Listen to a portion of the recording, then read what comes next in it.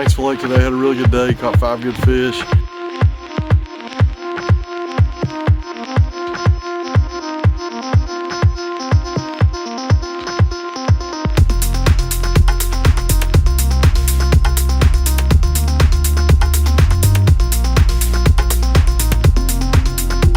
Really got on a bike and caught the 2 bigger fish first. Pretty cool day, can't wait to get back out here tomorrow. Got similar weather pattern for tomorrow.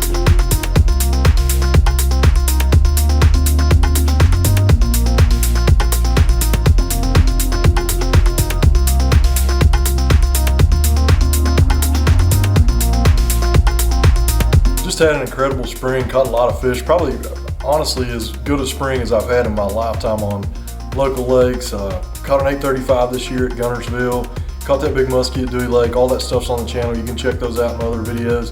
Paintsville Lake's a small lake, about 1,200 acres. Probably like most places, it gets a lot of pressure. There are a lot of guys with bass boats out there beating on them. In the springtime around the spawn, you seem to be able to catch quite a few good fish, and you know that's what I was able to do this spring on several different lures really. I'm not going to show you one part, I'm not going to show you some clips. I debated posting this footage, to be honest.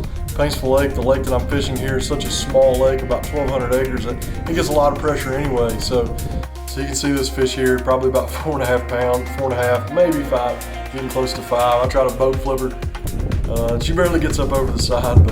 But one thing to keep in mind here, I'm an educator by trade. I've seen more young people out fishing the last few years than probably ever in my life.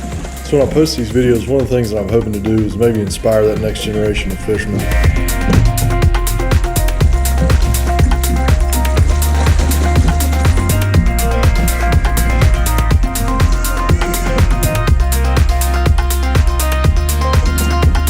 Vividly, I came out to Paintsville Lake as a kid, and this is where I got addicted, you know.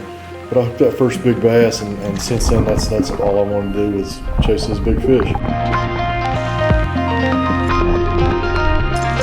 Had several things that we used. The one you're going to see the most of is the A-rig. The A-rig pre-spawn is just hard to beat.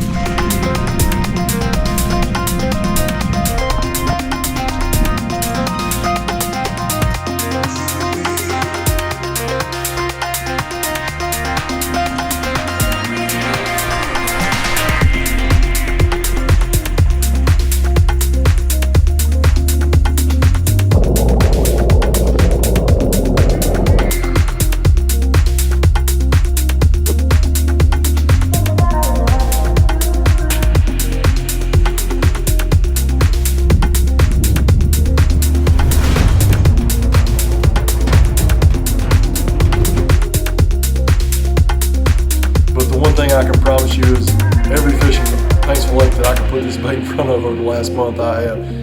Without youth sports, I've had a lot of time to go fishing, in the evenings anyway, that I'm not accustomed to having. So, you know, I go out, I put gas in my bass boat, and I go to the lake by myself a lot of times. So I guess that's as social distance as you can be.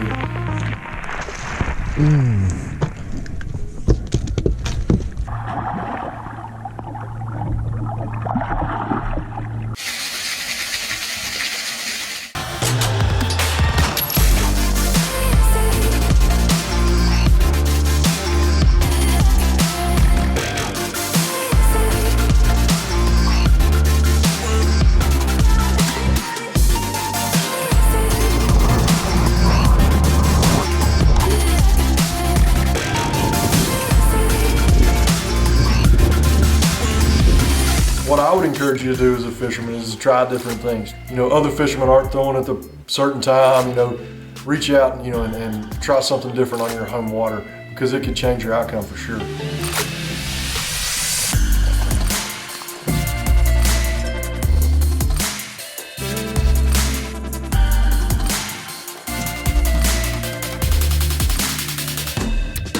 So let's talk about the A-rig. The A-rig's kind of hit and miss. You know, you're not going to go out and throw the A-rig and probably catch 100 fish, but the fish you're going to catch aren't going to matter. It catches quality bass. That's what the A-rig's known for. So you know, on these days you're watching these fish catches and you think, man, you know, he's just going out there and killing them. That's not the case. Trust me.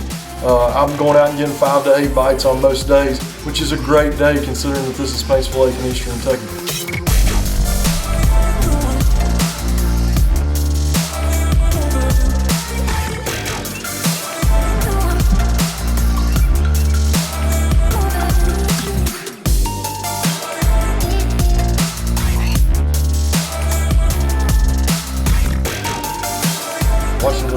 catch here. And the one thing about the Alabama rig that anybody will tell you, when they hit that thing, they hit it wide open like a linebacker. You know, those fish are eating that thing to kill.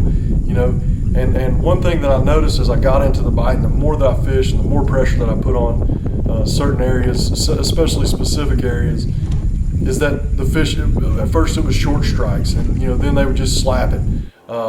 You know, and the bite really faded out as you know, we got closer to the spawn.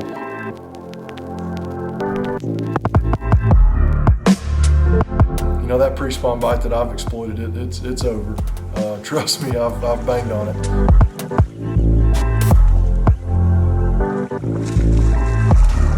But there are a lot of nuances to this Alabama rig, just like any other lure, in terms of retrieve, in terms of, you know, what swim bait you tip it with, in terms of weedless, weighted, you know, you name it.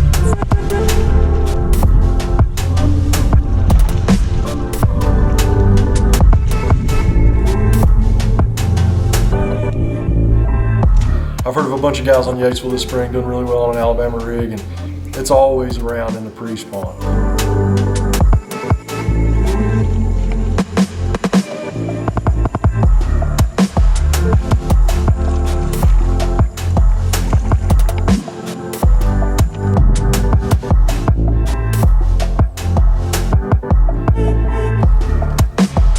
I'm not going to give you every fish catch here. There's some things that I was throwing, it's just too obvious what it is, and I want to keep that a secret for just a little longer.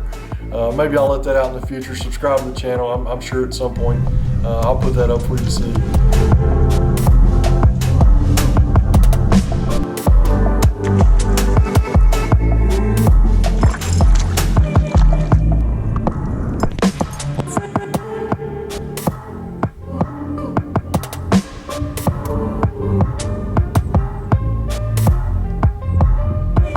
You know, I still miss fish catches. There's sometimes I just don't feel like filming with the camera, I'm not gonna lie. It always seems like that'll be the moment. You know, I lost 2 huge fish and my camera was off in both moments. Those fish both left the water. It's just incredible footage. I had my Yellowtech on, so I had broken my Yellowtech. I'd since replaced it, so you know, I'm not having to fool with batteries anymore. And again, that's the main value of the Yellowtech. If you have to fool with those batteries, you do like I do, you get frustrated. That big fish jumps, you look back at the camera and you see that it's off, and it just breaks your heart that you missed that footage in that moment. That's the value of the Yellowtech. I can't emphasize that enough, that powered source, no more batteries. You don't have to carry around a bag full of GoPro batteries. You can set that thing, get a big SD card, set that thing to go, hit record, and always be recording.